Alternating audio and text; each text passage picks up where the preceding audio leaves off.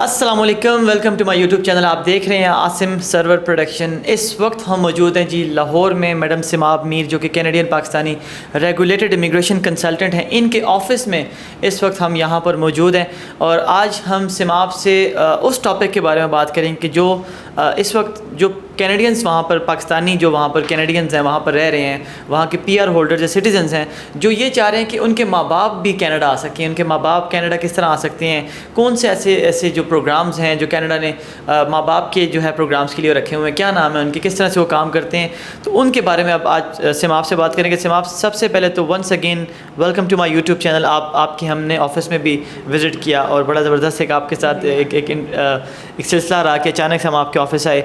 इससे पहले कनाडा में हमने काफ़ी वीडियोस बनाई और यकीन नहीं हो रहा कि हम दोबारा से आज जो है ना पाकिस्तान में भी मिलकर वीडियोस बना रहे हैं। आपसे मिलकर हमेशा ही खुशी होती है, चाहे वो कनाडा हो या पाकिस्तान हो। और बाकी जो हम इंफॉर्मेशन लोगों को जो इकट्ठे मिलकर देते हैं वो एक बंदे के बस का काम नहीं है।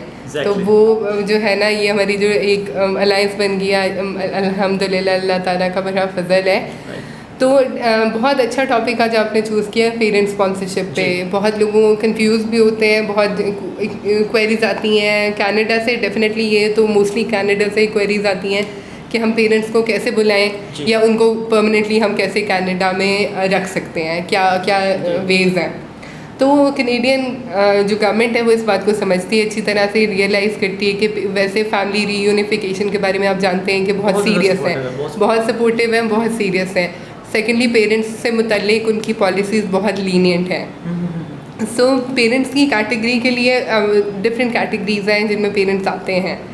मोस्ट इंपॉर्टेंट कैटेगरी जो इन सब में से, एक तो विजिट वीज़ा पे आपके पेरेंट्स अगर शॉर्ट टर्म आपने बुलाना है तो वो विजिट वीज़ा पे, रेगुलर विजिट वीज़ा पे पेरेंट्स आ सकते हैं। वो एक जो उनकी लैंडिंग होती है 6 मंथ्स अलाउड होती है उनको, और उसके अलावा जो है वो उसकी रेगुलर जो विजिट वीज़ा वाली टर्म होती है।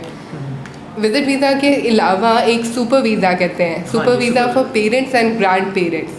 ये एक स्पेसिफिक वीज़ा है जो सिर्फ पेरेंट्स का लगता है या आपके ग्रैंड पेरेंट्स का भी लगता है। अच्छा। उसकी कुछ रिक्वायरमेंट्स हैं जो आपको मीट करनी होती है। इनकम रिक्वायरमेंट, आपको लास्ट ईयर के टैक्सेस आपने पे किए हों और जो उनकी इनकम है जो कि बहुत ज़्यादा नहीं है, अगर कोई बंदा फुल टाइम काम करता है तो ईज़िली वो मैनेज हो सकता है फैमिली साइज़ के मुताबिक।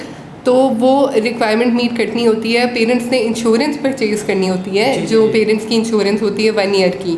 वो पहले तो सिर्फ पार्शियल पेमेंट्स पे मान लेते थे कि अब लेकिन इन्होंने रिक्वायरमेंट डाली है फुल पेमेंट करनी है, तो वो फुल पेमेंट करनी है। फिर उसके बाद जो है वो ये रिक्वायरमेंट्स कुछ मीट करनी है तो आपने सुपर वीज़ा अप्लाई कर देना है। अब प्रीवियसली आपको याद होगा सुपर वीज़ा का 2 ईयर्स का ड्यूरेशन होता था।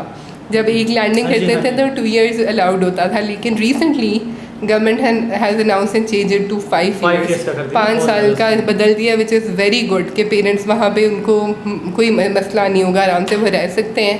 इंश्योरेंस भी उनकी हेल्थ इंश्योरेंस होती है, तो वो एक लॉन्ग टर्म इस तरह की स्ट्रैटेजी है कि पेरेंट्स वहाँ रुक जाएँ। लेकिन जो सुपर वीज़ा है वो टेम्प्रेरी इंटेंट है। ऑब्वियसली वो आपके पास पीआर के राइट्स नहीं होंगे, परमानेंट रेजिडेंस के राइट नहीं होंगे, सिटीजनशिप का भी आपका रूट नहीं होगा। तो इस जो फिर आगे जो आती है कैटेगरी उसको कहते हैं parental sponsorship. Parental sponsorship is like जैसे आप अपने स्पाउस को स्पॉन्सरशिप करते हैं, अपने जब आपकी शादी होती है अपनी वाइफ हस्बैंड को बुला सकते हैं, उस तरह से पेरेंट्स के लिए भी स्पॉन्सरशिप होती है। वो स्पॉन्सरशिप आसिम साल में एक दफ़ा खुलती है और उस दिन जो है ना वो इतने मैक्सिमम नंबर वो एप्लीकेशन कट ऑफ रख लेते हैं, उससे ज़्यादा वो एप्लीकेशन एक्सेप्ट नहीं करते और वो पहले घंटे में ही वो कट ऑफ मीट हो जाता है। जब भी ये स्पॉन्सरशिप खुलती है तो लोग इतना इमीडिएटली अप्लाई करते हैं कि वो cut off, even though 24 hours का टाइम होता है, लेकिन वो पहले ही कुछ आवर्स में वो बंद हो जाता है। उसमें क्योंकि स्पेशल रिक्वायरमेंट होती है सेम वही एक साल नहीं, फॉर उनकी रिक्वायरमेंट थोड़ी सी डिफरेंट होती है। उसके लिए 3 ईयर्स के आपके टैक्सेस की, सुपर वीज़ा के लिए एक साल का जो टैक्स आप फाइल करते हैं, और पेरेंटल के लिए 3 साल की रिक्वायरमेंट होती है। और कैनेडियन पीआर सिटीजन होना मस्ट है। हाँ जी, ऑब्वियसली आपको सिटीजन हो और पीआर हो, इनकम रिक्वायरमेंट मीट करते हों, तो ये सारी चीज़ें फिर उस पर आप स्पॉन्सरशिप अप्लाई कर सकते हैं। लेकिन ये जो सिस्टम होता है इसमें सेकंड ड्रॉबैक ये, एक तो ये कि कम्पिटिटिव बहुत है, सेकंड ड्रॉबैक ये है कि इट्स वेरी रैंडम सिलेक्शन, क्योंकि एक लॉटरी बेस्ड सिस्टम है। बहुत सारे लोगों ने अपना इंटेंट दे देना और उसके बाद उनमें से जो है ना वो उन्होंने रैंडम लोगों को इनविटेशन सेंड करनी है और फिर पेरेंट्स ने अप्लाई करना है। तीसरा इसका ड्रॉबैक ये है कि इसका प्रोसेसिंग टाइम बहुत लंबा है, तो 2.5-3 साल इसको टोटल प्रोसेस को लग सकते हैं। अच्छा। लेकिन फिर भी ड्यूरिंग द टाइम वो पेरेंट्स सुपर वीज़ा पे रह सकते हैं कनाडा में लॉन्ग टर्म। अच्छा, सुपर वीज़ा। अच्छा, एक अगर आप पेरेंटल स्पॉन्सरशिप नहीं करते, अगर आप सुपर वीज़ा करते हो तो उसमें भी कैसा है कि आप 1-2 साल रहो तो PR के लिए अप्लाई कर सको, वो भी कुछ था? अच्छा, तो ना देखिए, इसके अलावा कभी कुछ ऐसे केसेस हमारे पास आते हैं, पर्सनल भी मेरा एक्सपीरियंस है, मेरे कलीग्स का भी है, कुछ केसेस आते हैं, कहते हैं हमारे पास गुंजाइश ही नहीं है ना गुजारे कि हम अपने सिंगल पेरेंट्स होते हैं, कुछ के बहुत ओल्ड होते हैं, पीछे उनकी सपोर्ट नहीं होती, कोई ना कोई ऐसी सिचुएशन होती है जिनमें वो बाउंड होते हैं कि वो पेरेंट्स को भेज नहीं सकते। तो ऐसी सिचुएशन में वो पूछते हैं कि हम क्या ऐसी कोई कैटेगरी है जिसमें हम अप्लाई कर सकें अपने पेरेंट्स के लिए। तो फिर मैं उनको सजेस्ट करती हूँ कि अगर आपकी बहुत ही ऐसी क्रिटिकल सिचुएशन है और वल्नरेबल आपके पेरेंट्स हैं, जैसे वल्नरेबल का मतलब है कि ईज़िली हार्म कर सकता है कोई उनको, या ऐसी सिचुएशन में कि अगर उनको आपसे डिटैच किया जाएगा तो उन पर बहुत ज़्यादा मसाइल में वो पड़ जाएंगे, फिज़िकली या मेंटली, सोशली। तो इसके लिए फिर हम उनको सजेस्ट कर सकते हैं कि आप HNC ग्राउंड्स पे अप्लाई करें। HNC का मतलब होता है ह्यूमैनिटेरियन एंड कंपैशनेट ग्राउंड्स। ये अलग से कैटेगरी गवर्नमेंट ने निकाली हुई है उन लोगों के लिए जो बाकी किसी इमिग्रेशन की कैटेगरी में फॉल नहीं करते।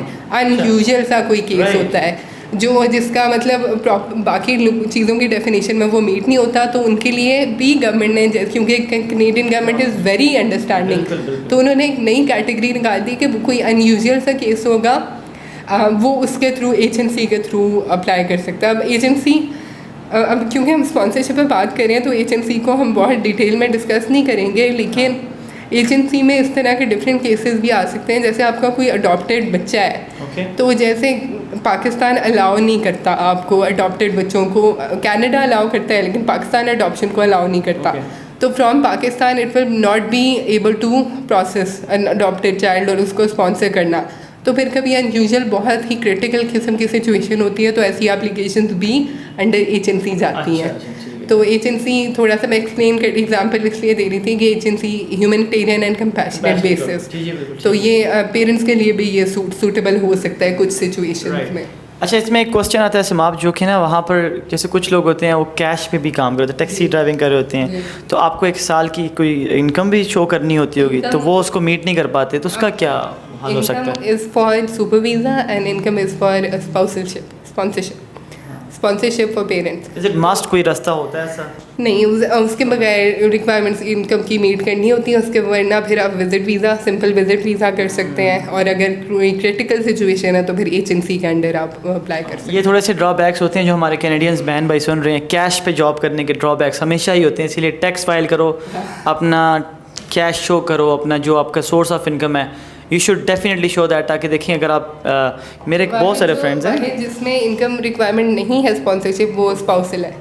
अच्छा, स्पाउसल में नहीं है? स्पाउसल में नहीं है क्योंकि इट्स अ ह्यूमन राइट कि आप शादी कर रहे हैं तो योर स्पाउस, पहले तो थी वैसे, राइट? नहीं थी पहले? नहीं थी, स्पाउसल में नहीं रिक्वायरमेंट इनकम की। अच्छा, राइट। अगर आपने लेट्स सपोज हाई स्कूल किया, आप अब शादी करती हैं, आपके हस्बैंड आ सकते बाउंड कि बाकी आपके कोई और मसाइल नहीं है तो दे आर बाउंड टू, वो इनकम आपकी ज़ीरो भी हो तो फिर भी आपको स्पाउस को आने। इस पे हमने वैसे वीडियो बनाई है हमारे यूट्यूब चैनल पर है, मैं लिंक में डाल भी दूंगी, लेकिन अगर आप कहते हैं कमेंट करके तो हम इस पर दोबारा वीडियो बना लेंगे, अपडेट कर देंगे इसके इंशाल्लाह।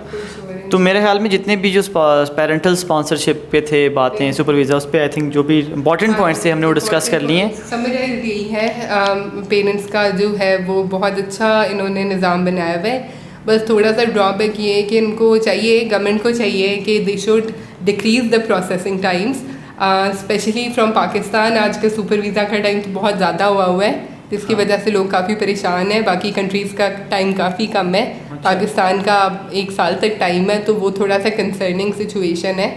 तो इनको चाहिए कि थोड़ा टाइम को डिक्रीज़ करें, बाकी अपनी इनकी एफर्ट्स काफ़ी अच्छी हैं। राइट, चलें जी, ये थी मैडम सिमाब मीर जो कि regulated Canadian Pakistani immigration consultant है। इस वक्त लाहौर में इनका ये इमिग्रेशन ऑफिस है, प्रोविडेंट एजुकेशन एंड इमिग्रेशन के नाम से इनका ऑफिस है।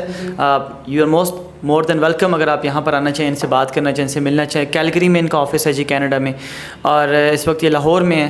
तो थैंक यू सो मच सिमाब, आपने ये सारी बहुत इन्फॉर्मेशन दी। सही बात है। आपसे मिलते हैं अपनी अगली वीडियो में। अपना और अपनी पूरी फैमिली का बहुत बहुत ख्याल रखिएगा जी। अस्सलाम वालेकुम। बाय।